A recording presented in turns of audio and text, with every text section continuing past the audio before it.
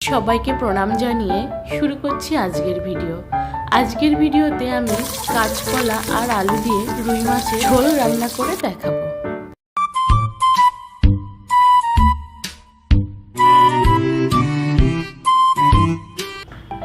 প্রথমেই আমি এই 1.5 কিলো ওজনের রুই মাছটা আমি কেটে নেব।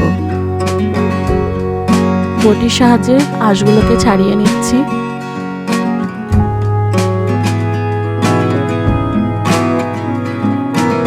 আঁশগুলো ভীষণ শক্ত, তাই আমি হাত দিয়েও ছাড়িয়ে নিচ্ছি।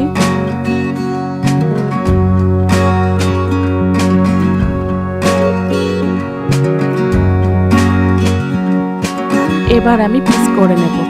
প্রথমে মুড়োর দিকটা কেটে নেব, তারপর লেজার দিকটা, এরপর এর মধ্যে ডিম আছে, সেই ডিমটা আমি বের করে নেব।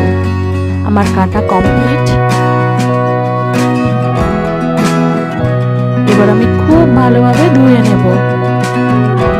মাছটা যত ভালো ধোয়া হবে তত কিন্তু টেস্ট হবে। এরপর আমি নুন হলুদ মাখিয়ে নেব।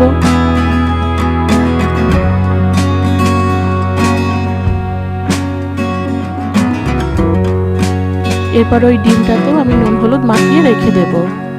আজ আমি কলা আর আলু দিয়ে এই মাছের ঝোলটা করে দেখাবো।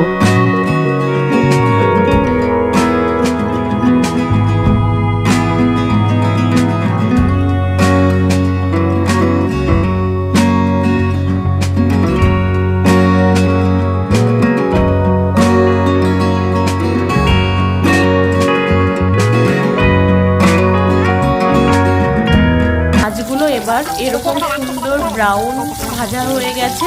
এবার আমি মাছগুলোকে তুলে নেব। মাছ ভাজার ভিডিওটি আমি ছোট্ট ছোট্ট পার্ট করে শর্ট ভিডিওতে আপলোড করেছি, আপনারা চাইলে সেখান থেকে দেখে নিতে পারেন। একে একে সব মাছ আমার ভাজা হয়ে যাচ্ছে। এবার আমি সব মাছটাকে তুলে নেব, আর মাছের যে ডিমটা ছিল সেই ডিমটা এবার ভেজে নেব।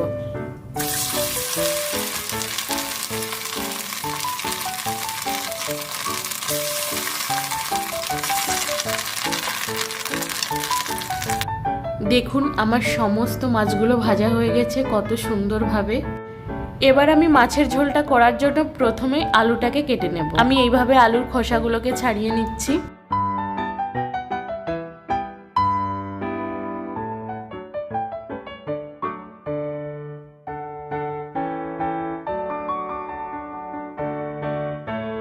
আলুগুলো আমি এরকম লম্বা লম্বা কেটে নিয়েছি। এবার আমি টমেটো কেটে নেব।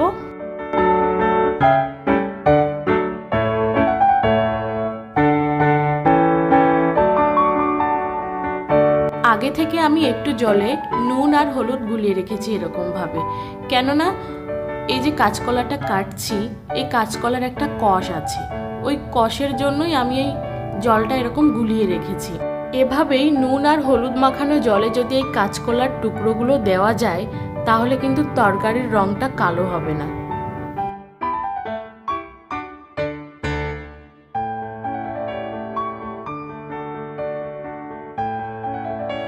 আমি দুটো কাঁচকলা এরকম টুকরো করে লম্বা করে কেটে নিয়েছি। এবার আমি লঙ্কা কেটে নেব। আমার সমস্ত সবজিগুলো কাটা হয়ে গেছে। এবার আমি মাছ ভাজার যে তেলটা ছিল সেই তেলটাতেই আমি আলুগুলো দিয়ে দিলাম। তারপর ভালোভাবে এবার নাড়াচাড়া করব।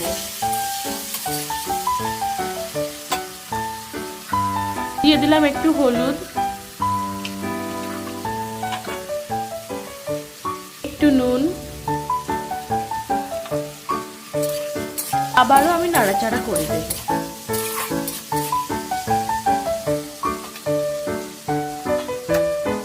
এবার হলুদ আর নুন মেশানো জলে চুবিয়ে রাখা সেই কাঁচকলাগুলো দিয়ে দেব। এবার দিয়ে দেব কেটে রাখা টমেটো এবং কাঁচা লঙ্কা।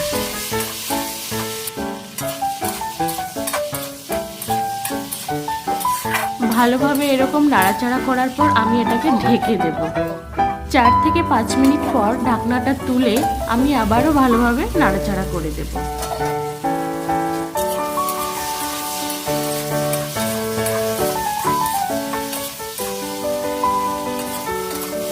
আমি 400 থেকে 500 ml মতো জল দিয়ে দেব।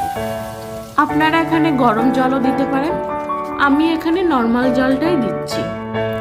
এরপর একটু নাড়াচাড়া করে দিয়ে আমি এটা 10 মিনিটের জন্য ঢাকা দিয়ে দেব। 10 মিনিট পর ঢাকনাটা তুলে এবার আমি ওই ভেজে রাখা মাছগুলো দিয়ে দেব। 4-5 মিনিট তরকারিটা এরকম জাল করার পর আমি তরকারিটাকে ফোড়ন দেব। তার জন্য আমি একটা গামলাতে তরকারিটা ঢেলে নিচ্ছি।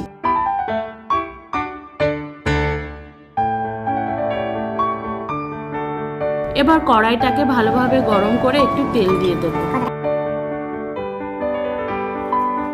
দিয়ে দেব গোটা জিরে। জিরেটা যখন ব্রাউন কালার হয়ে আসবে ঠিক সেই সময় আমি সেই তরকারিটা ঢেলে দেব। দেখুন কত ভালোভাবে আমি ফোড়নটা দিয়ে দিলাম। ঠিক এরকমভাবে ফোড়ন দিলে না তরকারির টেস্টটা জাস্ট অসাধারণ হয়।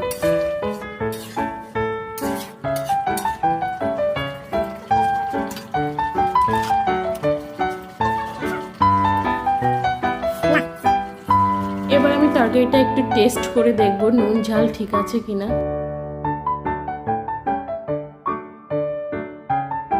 তরকারিতে নুন ঝাল সবকিছুই ঠিক হয়েছে। এবার আমি কিছুটা গোটা জিরে রোস্ট করে নিয়েছি, এবার সেগুলো বেটে নেব। এটা তরকারির ওপরে আমি একটু দিয়ে দেব, তরকারির টেস্টটা আরও সুন্দর হবে।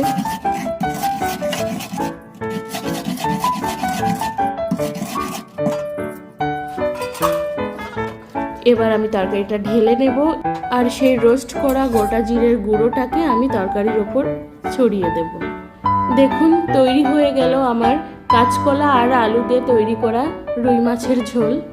এবার আমি এতক্ষণ ধরে যা রান্না করলাম সেটা আমি টেস্ট করে দেখব। আমি মাছের মাথাটাই খাচ্ছি, কেননা আমি মাছের মাথা খেতে খুবই ভালোবাসি। আর আমার বাড়ির অন্য কেউ এরকম মাছের মাথা খেতে এতটা ভালোবাসে না, তো আমি মাছের মাথাটাই খাচ্ছি। খুবই ভালো লাগছে খেতে, খুবই ভালো হয়েছে। আর এই গরমকালে এখন মানে কাঁচকলা আর আলুর তরকারি তো অসাধারণ লাগে, সত্যিই খুব ভালো লাগে। আপনারা বাড়িতে এরকমভাবে ট্রাই করে দেখবেন, ভালো লাগবে। ভিডিওটা কেমন লাগলো কমেন্টে বলবেন। ভালো লাগলে লাইক করবেন, কমেন্ট করবেন, শেয়ার করবেন এবং চ্যানেলটাকে একটু সাবস্ক্রাইব করে দিন।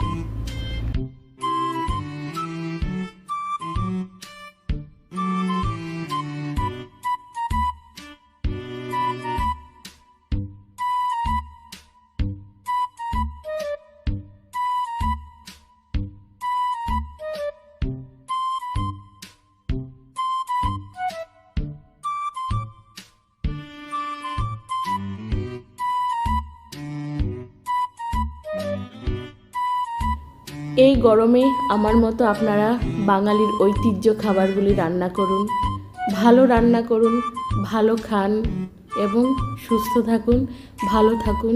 দেখা হচ্ছে পরের ভিডিওতে, ততক্ষণের জন্য বাই।